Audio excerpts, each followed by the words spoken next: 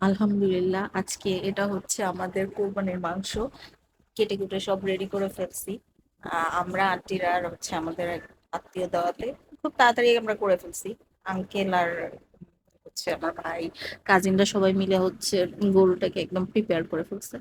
তো প্রথমেই হচ্ছে আমরা একটু একসাথে 5 কেজির মতো বসায় দিছি।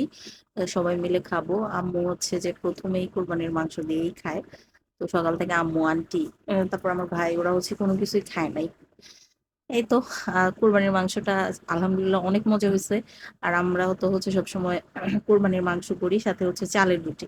মানে আমাদের প্রথম খাবারটাই থাকে এটা, চালের রুটি দিয়ে আহ গরুর মাংস। আসলে কোরবানির মাংসের মজাই আলাদা। আন্টি এই যে রান্না করতেছিল, আমি ভিডিও করতেছিলাম, অনেক মজা হয়েছে। সবকিছু এত পারফেক্ট হয়েছে। নর্মাল সময় আমরা রান্না করি যে মনে হয় যে মজা হয়, গরুর মাংস সবসময় মজা, বাট আজকেরটা একদম পুরা ডিফারেন্ট ছিল। মানে এত মজা লাগছে আমার কাছে। আমি হচ্ছে যে 2বার নিয়ে খাইছি। আমি এখন আসলে একসাথে এত মাংস খাইতে পারি না, বাট সবাই আজকে আমরা অনেক এনজয় করছি। আলহামদুলিল্লাহ, আল্লাহকে ধন্যবাদ এত সুন্দর একটা ঈদ আমাদেরকে দেওয়ার জন্য।